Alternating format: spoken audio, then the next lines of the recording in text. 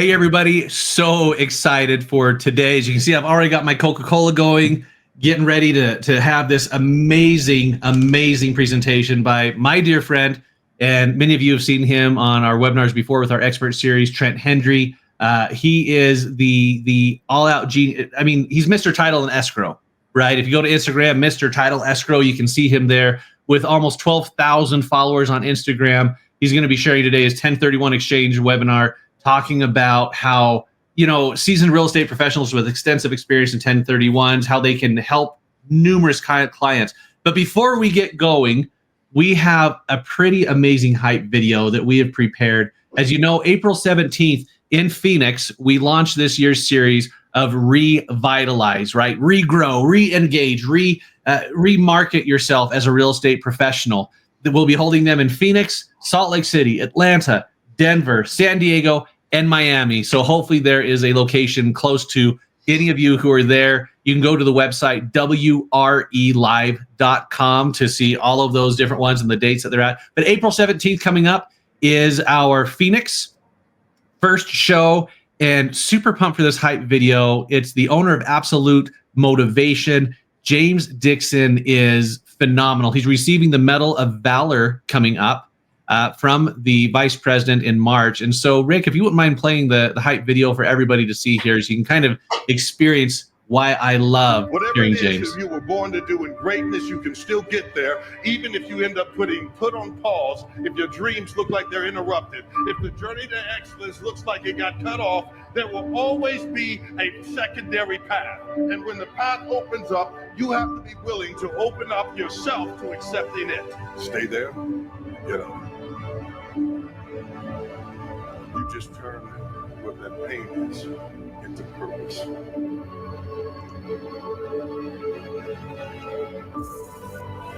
Excellence begins when you can become a giver rather than a receiver.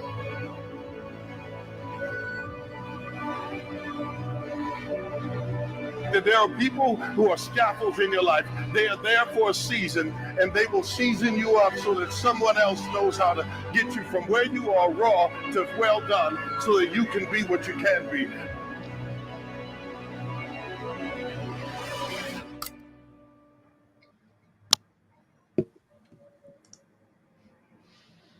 Thank you, Rick, for sharing that. I am super pumped. Like we said, it's the ultimate conference for real estate innovation, technology, growth, and success. Excited to see all of you there. But as I mentioned before, Trent, super excited to have you back. Love everything that you have been able to teach us in the past. And right now, more than ever, I think 1031 exchanges are critical in our industry, because with everything going on in the market, with interest rates under the new administration, I'm pumped. Today you're going to be talking about, I'll let you, what are your bullet points today? And once again, thanks for joining us again. Oh yeah, super. Thanks for having me, John. Rick, I'm always excited to come on and do these. Like John mentioned, we're longtime friends. So love our relationship there, and love talking about 1031 exchanges. So today, we always want to go back to the basics sometimes. I was a big basketball player and still love basketball. I'm a little bit old for basketball, but I was always taught, make sure you practice the fundamentals. No matter how good you are, you've got to get back to the basics sometimes. So we're going to go over some basic information on 1031 exchanges, and then I'll feed you some information that a lot of experienced agents don't know about 1031s. Oh, I love that. And I agree with you, right? The best teams are the ones who understand the fundamentals, so that you can't do trick plays unless you know how to first run the ball, right? So excited. Well, let's get going here. I know you had some slides you mentioned that you wanted to go forward with and make that happen. And I love how you said you're excited about 1031s. No offense, Trent. It's rare, and in the comment section, feel free to share. If you know anybody who's ever said that in your life, I'm excited to talk about 1031 exchanges. Please feel free to share, but Trent, you really are. That's one thing I love about you. You love what you do, and you actually are excited. He's not just blowing smoke, right? To put it lightly. I do love doing 1031 exchanges. So for some people, obviously, I'm assuming there's a lot of people that don't know me, have never seen me. I've worked in the title and escrow field for 25 years. I grew up in the business. My dad owned his own independent title agency for 43 years. And while he owned his agency, he also had his own 1031 exchange accommodation company, or what's also referred to as an intermediary. And so he's done those for, I couldn't even tell you how long. I've been working with him on those ever since I started working with him at the title and escrow company. So I've been doing them full time for roughly 15 years. And the more I do them, the more I love them, because they're the cool thing about a 1031 exchange is I'm helping you save money and not pay taxes. I haven't met anybody that likes to pay taxes yet. Yet to meet that person. We all are our own sort of crazy sometimes, but I've never met anyone crazy enough that likes to pay taxes. So we're going to talk about utilizing a 1031 exchange to save money on taxes, and more importantly, to grow your real estate portfolio. So let's jump into just the basics again of what a 1031 exchange is. So you'll see this is part of the Internal Revenue Code for the IRC 1031. That's where we come up with the name 1031 exchange. So you've got the IRC definition there, but we'll jump down to the translation, a little bit more layman terms. So it's a real estate investment. It's when you can sell a real estate investment property and be free from any recognition or of gain or loss. We don't really deal with the loss portion ever, but it's all about not recognizing capital gains when you sell a real estate investment property. And the strategy is you sell a real estate investment property and you purchase a new real estate investment property, doing a 1031 exchange, and you avoid paying capital gains from that sale, which we all know. I don't know the exact capital gains rate right now. Let's say it's in the 20%, right? President Trump may help with capital gains, may bring it down. We don't know. He's a real estate guy, so he gets it. I don't think Section 1031's there's always been rumors of it going away, but I don't think President Trump's going to go there. He's a big proponent of this kind of thing, being a real estate investor himself. This is how you grow your real estate portfolio, because when you do an exchange, you can keep all of that money from your sale and roll those funds into the purchase of another investment property, increase your buying power because you're not losing 20% of your gain to the government. Now, to do a 1031 exchange, you have to hire, there are processes and procedures, and you have to involve an intermediary company, which is what we have. You may have heard of, multiple other 1031 companies. They're not in mainstream media. We don't really advertise on the radio, on TV, because the ROI just isn't there. It typically is a through referral type of business. So the big name companies, you probably wouldn't be aware of them unless you're diving into it in the real estate world. Is there a cap on how many 1031 exchanges you're allowed to do in a year, in a month, in your lifetime? No cap. No cap at all. But if we jump to the next slide, it'll talk about the times that you can't do a 1031 exchange that are pretty popular. This is a topic that I chat with clients on a fairly regular basis. This section 1031 cannot be used for fix and flips. Okay. So you'll see I've highlighted in the first portion there that this is not to apply to any exchange of real property held primarily for sale. So if you're buying a property to fix and flip and your intention is to sell it, that will not work for a 1031 exchange. So it's more of a long-term investment process, and with the intent to hold it for long term. I've had friends where they've bought real estate investment properties. They bought either an Airbnb or something else, a single family residence to rent out. And they notice after the first 6 months to a year that they're either struggling getting someone in there to rent it, or the Airbnb, the investment's just not there. They're not getting the ROI that they thought they were going to get. You're not going to be, now again, I should preface this as one of my favorite things to say is we always recommend you consult with a CPA when it comes to tax consequence. I'm not a CPA. I cannot legally give you tax advice, but if your intent when you're purchasing and selling real estate for an exchange is to hold it for long-term investment or business practices, but your intent is to hold on to it and make money, have it a money revenue generating thing, or maybe appreciation over time, that's a valid property as part of an exchange. But if your intent is to buy something and turn around and sell it for a gain, to fix and flip, that's not going to work. If you get audited, the IRS could easily invalidate that exchange, and then you'll have to pay the capital gains, and that's never fun. So, but if someone were to buy a property, do a 1031 exchange, find out, like you said, 6 months, a year, it's not working out. Their intent was long-term. And I think that's the key word you keep saying, intent. Their intent was long-term, market shifted, something happened. Can they do a 1031 exchange to something different? Yes, they should be able to. Yeah. Okay. Yeah. Okay. Again, consult with your CPA, but I've yet to see that be a problem.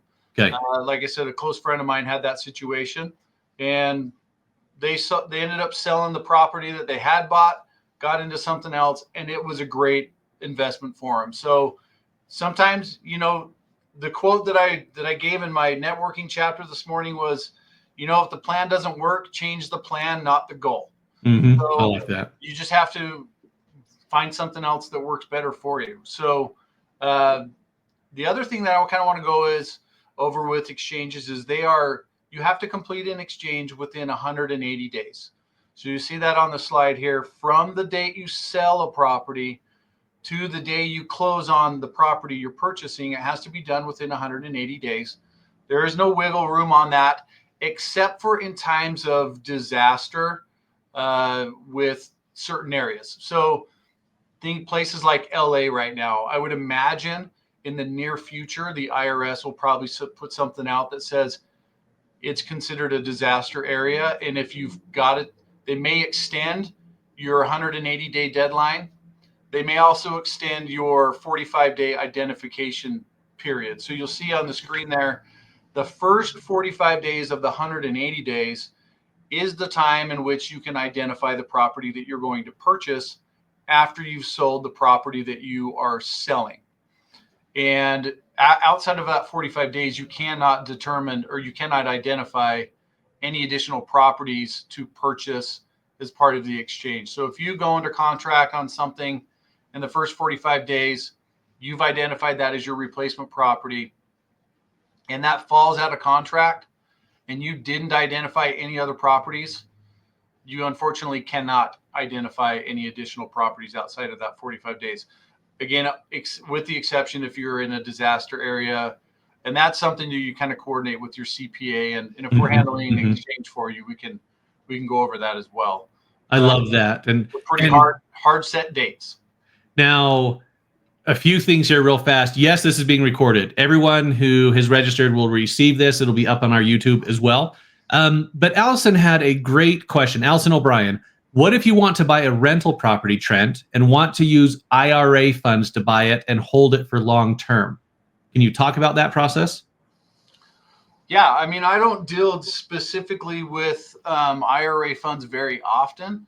I'm not sure if the question is as part of a 1031 or just in general, but my understanding is you can use IRA funds to purchase investment property and hold it for long term. I've had clients that do that. They show a lien on the title that shows it came from an IRA. But yeah, you can use IRA funds to do that. You just need to speak with a professional that can actually help you in your local state. Now, this is actually something Trent was helping me with the 1031 exchange. And very quickly, I was not educated. I'm an educated individual, but not on the matter of 1031s. And I thought, okay, I can just take the money into my bank, hold on to it, and then go take care of that. And Trent, your response was? No. You can't. So, why can the money from the sale not go? You said even $1 of the sale couldn't go into my personal account because? Right. So the premise on taxing, the government taxing you funds is if you touch money that you gained from a sale, it's taxable. But if you never touch that money, it's not taxable. And that's why in a 1031, you have to have an accommodator or an intermediary, which is what I do. I run 1031s through my company, which is called Freedom 1031. So the way that it works is you're going to close at a title company on your sale. They're going to record everything. And instead of sending the proceeds from the sale to you as the seller, they're going to go to the intermediary. And the intermediary is going to hold those funds in escrow in behalf of you, the seller, or in other words, the exchanger. And when you go to close on the property that you're purchasing, the intermediary will then send those funds to the title and escrow company that is closing on your purchase transaction. And though that's your down payment, that way you never touch the money, so you cannot be taxed on it. That's how a 1031 works in its very basic form. It's a tax deferral. It's not an avoidance of tax. Let's be clear on that. It's a deferral because you're not paying it on that sale. Yeah. The property you purchased down the road, when you sell it, you'll pay capital gains when you sell that unless you do another 1031. So you can continue to defer that capital gains tax indefinitely, but you have to continue to do 1031s. Now, and I love that you said that. So Ashley Running has a great question.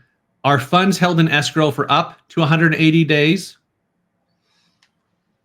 Yes, depending on the 1031, Okay. it can be held as long as necessary for the closing. So if you were to close on your sale and the day that the deed is recorded, that's going to be day one of your exchange. You could close on your purchase on the 1031 2 days later, and the 1031 intermediary is going to hold on to those funds for only 2 days. So we don't require that we hold them for the full 180 days. It's just dependent on how quickly you can close on your replacement property. Sometimes they try and do it same day. Sometimes it's the whole 180 days. It just depends on the types of property that you're buying and how long it takes to get through your due diligence and all that fun stuff.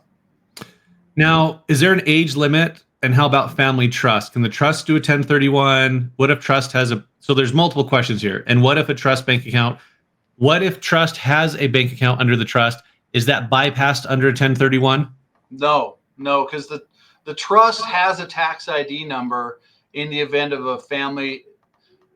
This is getting a little bit out of my profession, but this is kind of CPA talk. But my understanding is when you have a trust, if the original settlers of the trust, so John, if you and your wife have a trust for your estate planning, okay, it's taxed under your tax ID number. So if you sell an investment property that's held by your trust, your social, your personal social is going to be the tax ID number for the trust. So if it's a family trust where, let's pretend it's your parents' trust, they both passed away. Once those original settlers of the trust pass away, the trust is assigned a tax ID number, just like an LLC or a corporation is assigned a tax ID number. It's going to be, that's its social, its tax ID number is going to be taxed under that. So just running through money through a trust will not work as far as Section 1031 is concerned.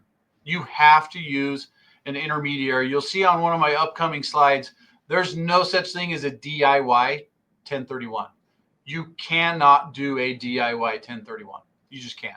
Well, let's go to the next slide then. I think that's a great segue into that. And I love, keep asking these questions, because at the end of the day, this is what Trent is here for. This is why we love having him here. I put in the links, Rick, if you can pop it up, his website there, freedom1031.net. Make sure you do the .net. I did the .com. Yeah, that wasn't the right website. So make sure you go to that. Trent, before you go to your next slide, what states can you do? What states can you, Trent, do 1031s in? Great question. 1031s are a federal program, so they work across all 50 states.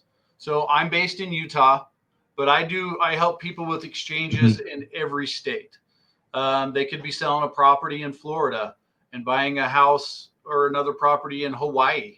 The That doesn't have to, you don't have to do the property in the same state as far as an exchange is concerned. So let's go to, let's see, which slide have I got this on?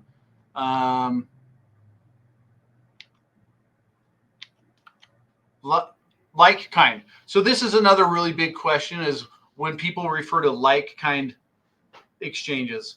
So when 1031 is talking about a like kind exchange, that means you're selling one property and purchasing another property, and they have to be like kind. When we're talking as far as real estate is concerned, it's very broad. It's real estate for real estate. It doesn't have to be a home for a home. It doesn't have to be commercial for commercial.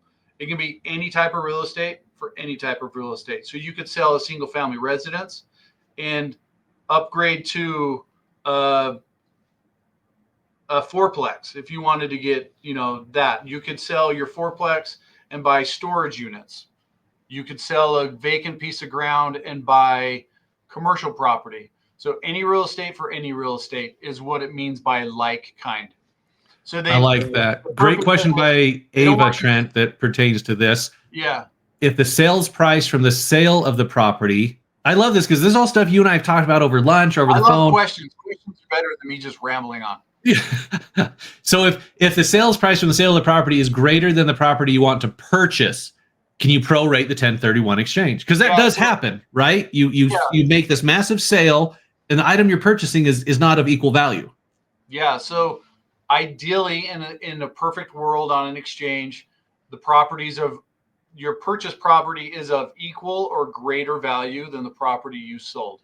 In situations where you buy a property that the value is less than the property that you sold, you're probably going to end up taking some cash from that sale because you're not going to utilize all the money on the purchase. That's going to be referred to as boot, and the boot is taxable. So if you were to take $10,000 out of the sale that's left over because you didn't buy a property that's worth as much as what you sold, you're going to pay capital gains on what you keep.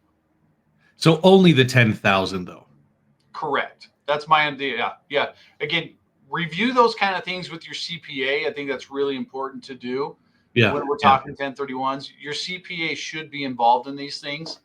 But yes, it should just be the 10,000 that was kept, because the rest was all deferred through the exchange. It falls under the 1031 guidelines. And one thing you and I talked about, Trent, and the question has not come up yet, so this is me saying this. If you were to, say you have a property in California, a lot of equity, and you're saying, hey, you know what, I really, really want to take that and now diversify those 1031s. Can I take that capital, that 1031, and say buy a cabin for Airbnb, buy a fourplex, and buy, can I distribute that money amongst three as long as those three are of equal or greater value than the original? Yes, the answer to that is yes. And that is how people grow their real estate portfolio, right? They sell one and they either upgrade that investment property or they diversify, like you just mentioned. So you can buy up to 3 replacement properties within an exchange. Let's say your sale generated, you've got $1 million in from the sale of the property. You're going to take that $1 million and you're going to buy one piece of property that takes, 450,000 of it, another that takes 250,000 of it, and then the third one takes the balance, whatever that is. My brain's not that good at math, but you can absolutely do that. If you buy more than 3 properties, no, let me rewind. Those 3 properties, the cumulative value of those should be in excess of the value of the property you sold. Okay. So the 3 added together, right? It's pretty simple. If you buy more, you can buy more than 3. You could buy 6. But the 6, let's say you buy 6 properties or 4, whatever it is, the value of all of your replacement properties, if you buy more than 3, cannot exceed 200% of the value of the property you sold. That's interesting. Okay, I was not aware of that. So 2 quick rapid fire. Very much, to be honest with you, because normally sales don't produce enough proceeds to buy more than 3 properties. Gotcha. Okay. Most 1031s, they're just buying 1, maybe even 2. replacement properties. Yeah. It's only times when you've got a large, maybe commercial property that's free and clear, doesn't have a loan on it, you're selling it. That's when you get a lot of money and you have a lot of money to exchange. Outside of that, usually it's one or two properties, but you can do it.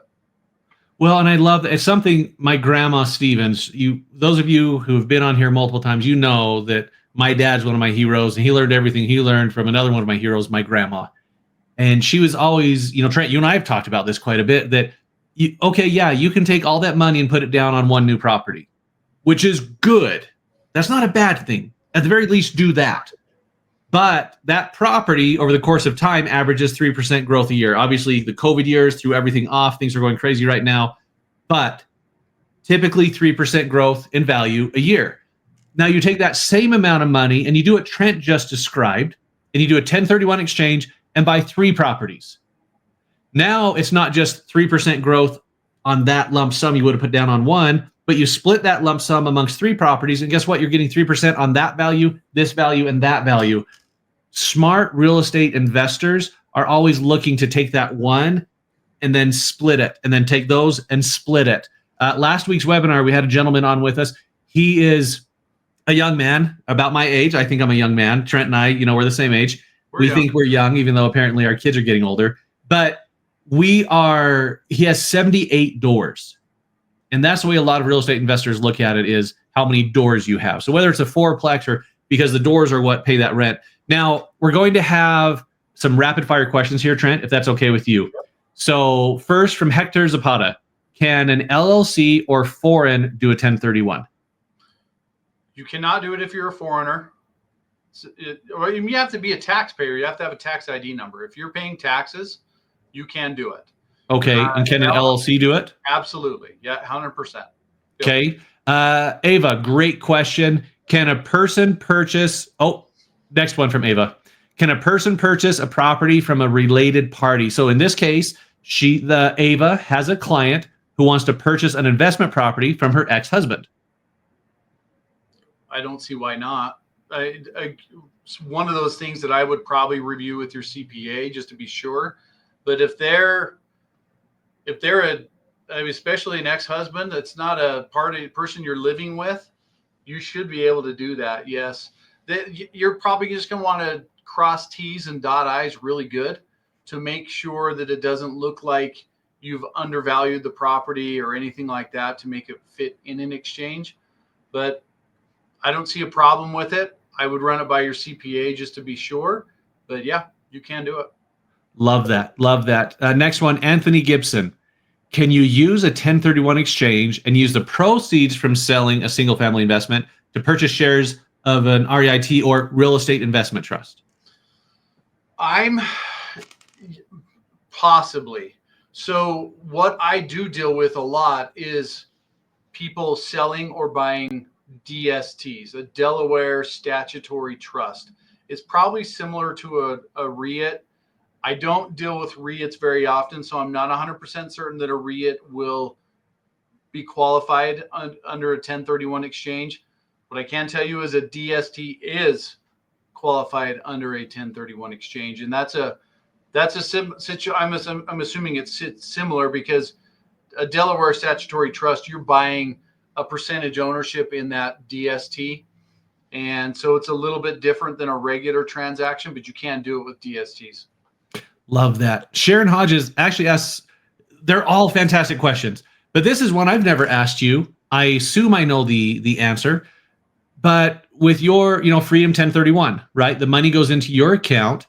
If it is an interest-bearing account, who gets the interest? Does the intermediary, you, or the property owner? It depends on the intermediary. So some intermediaries will split that interest between the exchanger.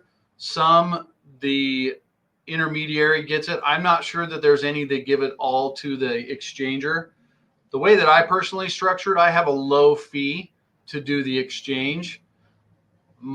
Typically my standards is that I keep the interest. There are others that I know split it.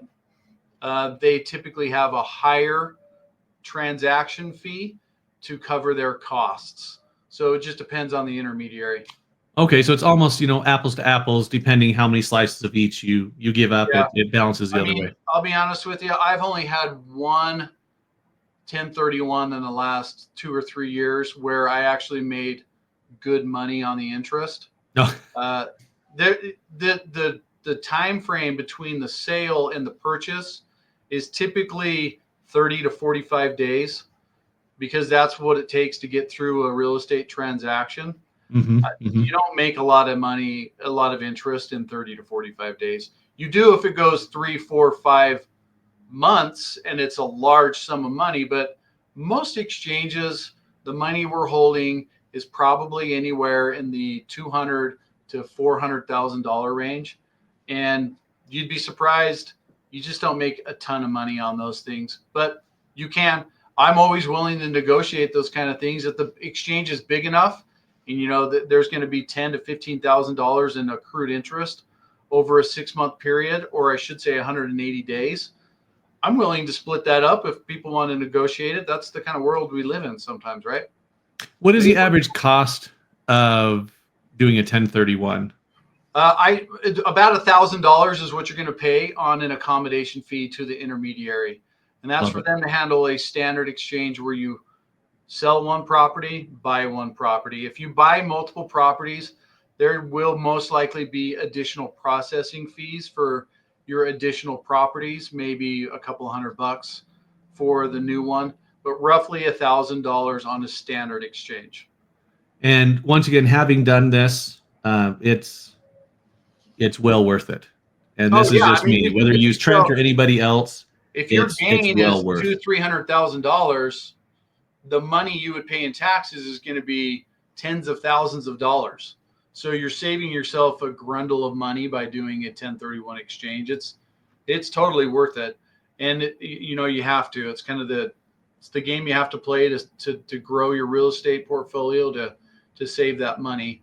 And then you're going to have, there are other types of exchanges, which I have a slide for that. Okay. Let me see how I bring up that slide. Okay, here we go. So there's your forward exchange, which is your standard exchange, sell a property, buy a property. There's a reverse exchange. This is where you buy the new investment property first, and then you sell your current investment property. We could have a whole webinar on reverse exchanges, so I won't go into too much detail, but if you get into a situation where you're like, either you personally or your client says, this is the investment property that I really want, but I don't have time to sell another property before I need to close on this purchase. You can purchase that as part of a 1031 exchange and then sell the investment property later. So we can do that for you. What's the time frame on that? It's complicated. It's more expensive because there's an extra title policy involved, and that's the bulk of the cost in doing this. But there is a way to do it. And I've done 2 in the last 3 months because they came across a property. It was perfect for them. They couldn't get the seller to extend their closing deadline because they couldn't sell their property fast enough to generate those funds for the purchase and do a standard exchange. But we were able to do a reverse for them and get them that investment property they've been dying for. And then there's an improvement exchange that's also on that slide. That's situations where you can sell your property. You buy a property, but you want to use money from the sale to both buy it and fix it up. You can do that. So you can improve the property that you're purchasing. It has to be a new property. It cannot be a property that you currently own to improve. You have to purchase a new one and improve the new one. Now, there's a lot of questions coming in, Trent, and I'm going to have Rick pull up your home page there, because on there, it's actually your cell phone number that they can contact you on. There. You see complimentary consultation.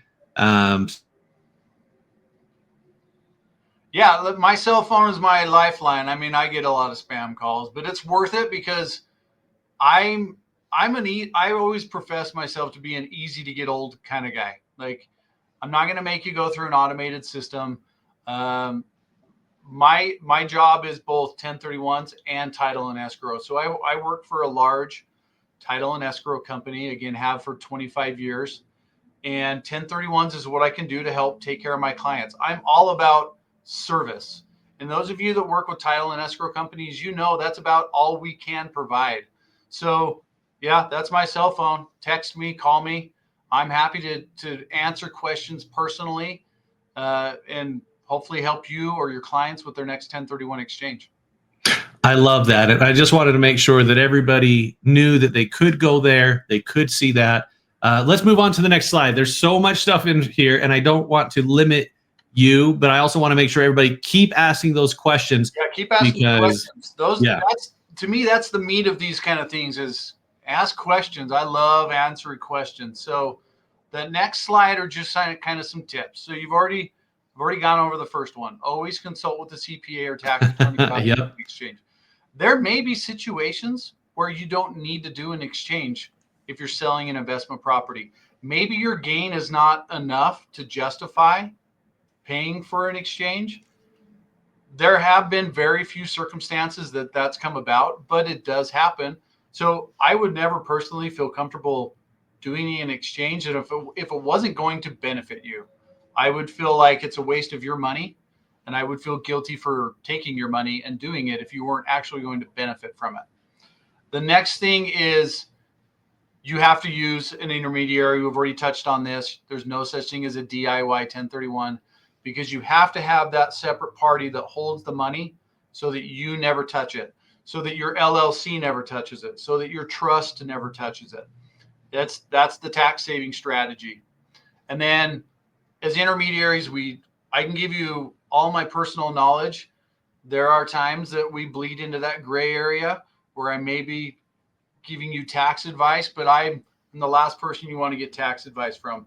I'm a CPA from school, but I haven't done any CPA work since 2004. So I'm not the best person to talk to. I can refer you to good CPAs if you don't have a CPA that can answer these questions for you. So I have contacts for that can help you. Exchanger will pay the intermediary fee at the exchange.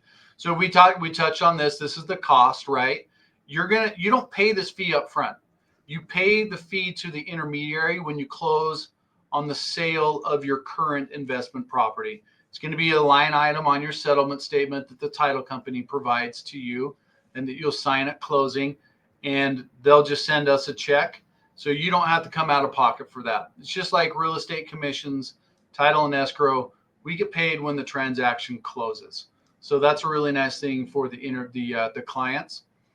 As an agent, one of the things that I've always promoted, you'd be surprised how many times I've gotten to the closing table and the person across the table selling their home said, this investment property says, "Oh, hey, I've heard about 1031s. Can I do a 1031 exchange?"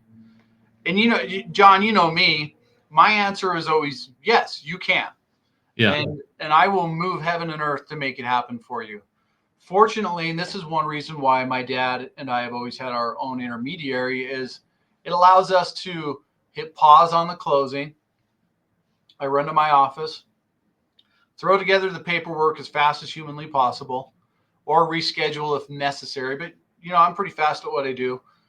Redo my paperwork, walk back into the closing, close it as a 1031 exchange.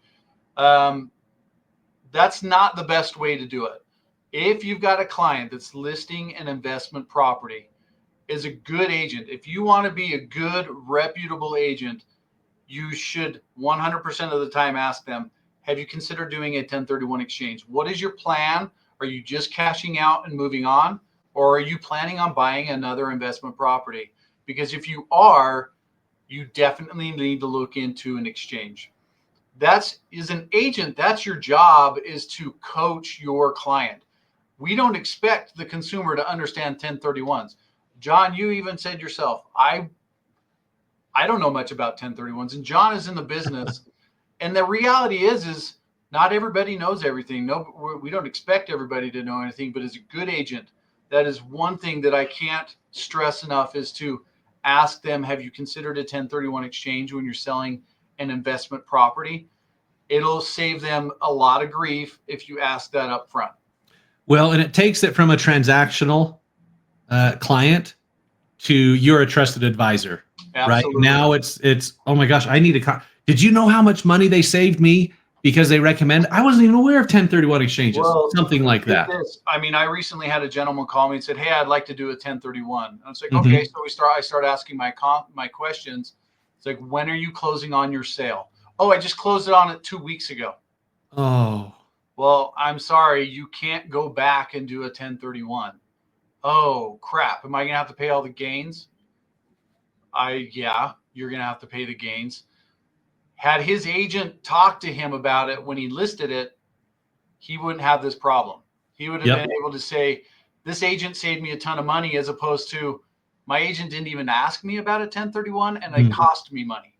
So that agent's probably not going to get the referral again in the future. Now, what if Ava just asked another question to tie into what we're just talking about? And to paraphrase it, so can an investor who owns several rental properties, can I sell 3 of them, combine the sales into one that's worth the value equal or greater than what the 3 I sold? Yes. That is so awesome. Once again, I'm learning. I'm kind of geeking out here because that's brilliant. So if I wanted to go out, say I found a 25 plex and I have these 3 single family homes that I own. So if I can sell those 3 single family rentals investments, Yep. combine, and as long as what I'm buying, all that equity from 3 can be combined to do that. And once again, you don't want to put all the money down. This is my personal opinion. You want to put the minimum down so that way you can buy more, right? Yep. But I mean, that's the beauty of getting a mortgage. You know, like our first example, sell 1, buy 3, yeah. divide up your proceeds from the 1 to buy 3, mortgage the balances, and make money, get the appreciation, all that. Now, I'm assuming I know this answer, but Michelle asks, is it possible to do 1031 exchange with owner financing? So the new property you're buying, they're doing owner financing. Yes, you can. Absolutely. It's tricky if you're selling it on owner financing. That's the hard one. But because a lot of time I've done it where people have sold a property as their sale on a 1031 exchange. It's not the best way to do it. We made it work for them because it was the only way they could get it sold. But the note on that seller financing came due within the 180 days. So they could still have all the money from the Oh, I love sale that. Okay. to roll into the purchase. But on the purchase, absolutely. A seller finance deal is not going to be looked at any different by the IRS than you getting a loan from the bank. And Groznia asks a great question, and I'm assuming it is based on the days, not calendar year. But does 1031 exchange have to be done in the same calendar year, or is it based on the days? Just the days. It's a fiscal thing. So it can go from, you could start one January 24th and end in the next year. Or rather, December 24th. That's what I meant. Yeah. Love it. Love it. Let's keep moving on with your The other slides. one is, one of the more difficult things with people is finding that replacement property. The 45-day window to identify your replacement property is a challenge.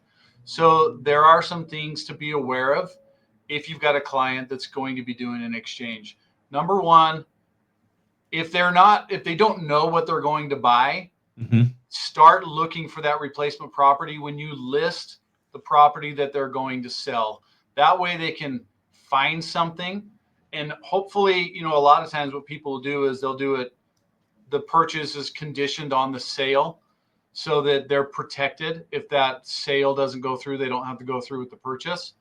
Start looking for those investment properties when you list the property that you're selling. And then there are options. If you get to like the 40th day and you have not found anything, people like me and other intermediaries, we have contacts with people that have properties that are ready to be bought. Whether it's, again, a DST or it's brick and mortar type things where they can buy into a property. So I can help you connect with people that have multiple properties that you can look at in a quick period and say, okay, let's identify this one, and this one. I always recommend trying to identify 3 properties at minimum. And it's kind of a gray area on what the IRS allows you to identify. If you were to identify 10 properties, but you only close on 1, they won't like that, but there's nothing written in Section 1031 that says that. But you know how the IRS is. Sometimes it's like reading their mind, guessing what you're going to get in trouble for. But you're safe with 3, in our opinion. So you can identify up to 3 and only close on one of those, or you could close on all 3, or just 2. It depends. But I always recommend having a backup. And we've got contacts of people that can help you with a backup. Because if you go into the 46th day and you haven't identified anything, that exchange is going to be canceled because you didn't identify a replacement property. So we can cancel it pretty much on day 46. If you identify a property in the 45-day window and you don't close on it, the exchange won't be able to be canceled until after the 180th day. So there are some nuances with how the Section 1031 works with the escrow company, intermediary holding money on when you can get your money out if it gets canceled. But in the end, if a 1031 exchange gets canceled, the seller's going to get all that money back. They don't get a refund on the accommodation fee, and depending on what's negotiated with the interest on the account, they would get that back either after around day 46 or day 181, just depending on stuff that went on with the exchange. Now, one thing I do want to mention, there's an awful lot of tax questions coming in. I don't want Trent to try to have to answer those, but I just popped up a link. Prime Corporate Services, they were on Tommy Thornburg. He was on our webinar last week. Oh, cool. If you mention Weekly Real Estate News, they will give you a free 1-hour consultation as well. I just want to throw that out there for everybody. They actually did 50,000. If I remember correctly, Tommy mentioned last week, they did 50,000 tax returns last year. And so a great opportunity. But once again, mention Weekly Real Estate News and say, hey, I heard that we could do this. There's the website right there. And they will give you a free consultation. You can see at the top there, Tommy Thornburg, he actually went through and there's a webinar you can click there. So I want to make sure it's not just here what he's talking about specifically with title. You also have options to answer those really deep, detailed tax questions. And obviously you have your CPAs, Trent, you know some that you trust and love as well. But to give you that benefit as a subscriber, you do receive that hour free consultation as long as you mention. We don't make $1 off it. This is truly just something for our subscribers. We work that out so that way you can get that free consultation and be able to get those questions answered. Now, if Sheila Pugh, Trent, professional, you need to have a good CPA. Oh my gosh, yes. If you haven't, that's okay. Going forward, know that you need to have a good CPA on your team if you want to be successful in real estate. So reach out to them. Exactly. And Trent, I'll have to introduce you to them afterwards because they're a great part of the team. And like I said, Tommy even kind of teased me. He says, yeah, we offered John, we'd give him money for referrals. And he told us no. He says, give it to the subscribers. And he goes, honestly, people don't normally do that. But that is something we did here to ensure that this is a benefit to our subscribers. Now Sheila Pugh, Trent, she asked, can I do a 1031 exchange with a property that was gifted from my mother before her death about 7 years ago? It's never been a rental, just a second home in another state than where my primary home is located. Do I have to rent it out for a while or just sell it and buy another property? So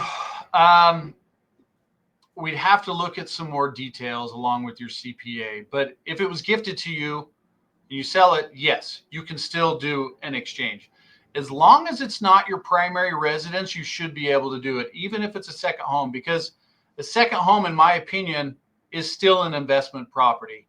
You may be using it somewhat for personal use, and that's what you're going to want to go over with your CPA is, is there a line that we've crossed using this as personal, selling it? Usually the answer is going to be no, because it's not your primary residence. Mm-hmm.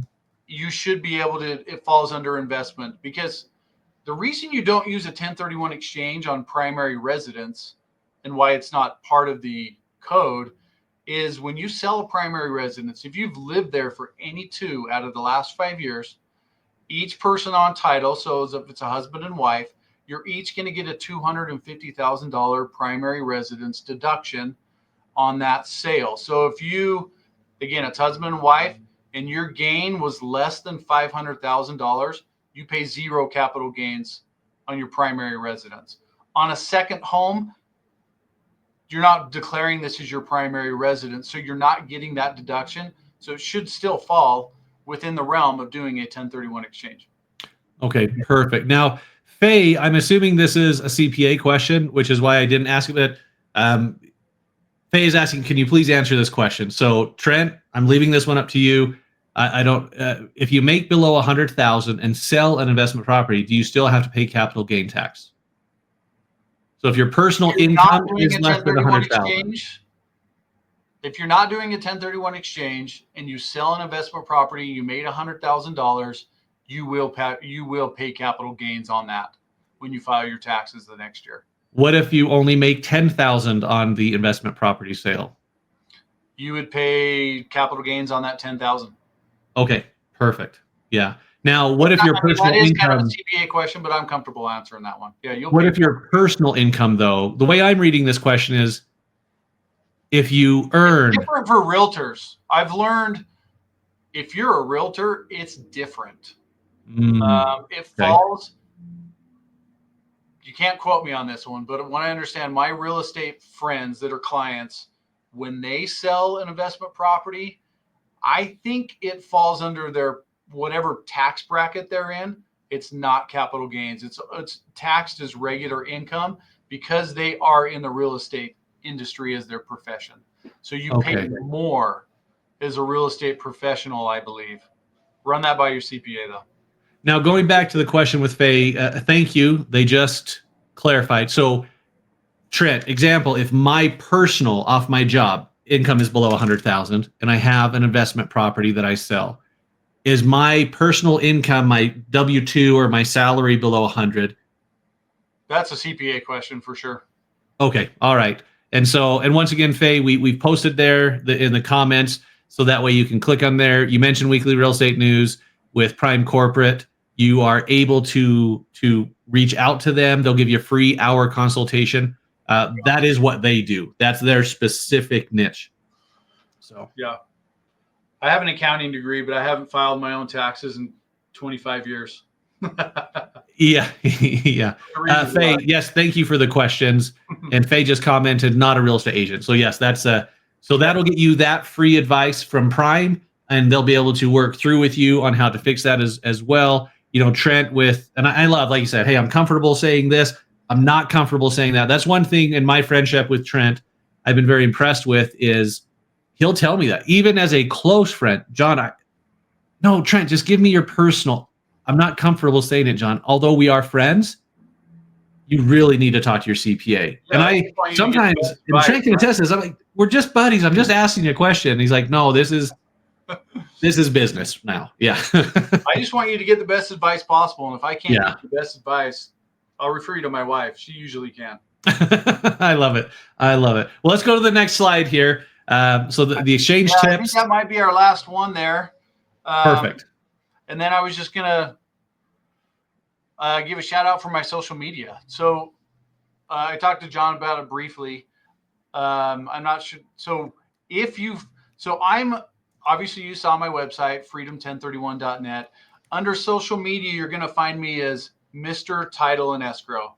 It's kind of a signature logo is my current picture on my thing. So for anybody that follows my Mr. Title Escrow today, I'm going to enter you into a drawing for a $20 Amazon gift card. Everybody uses Amazon. There's other companies that I deal with that I've done promotions with before, but this one seems to be the easiest and the best ROI as far as I'm concerned. So Mr. Title and Escrow, I provide 1031 exchange tips as well as title and escrow tips.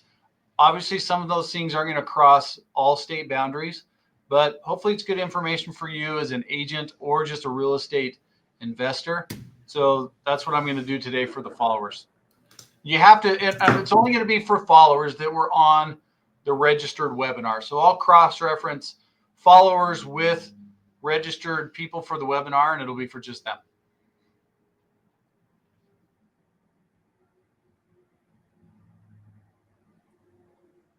Did we lose audio? Oh, there's Nope, John. we're good. And I love that. I was hoping we would show that page, Trent, because for people wanting to follow, it's not just him trying to get followers.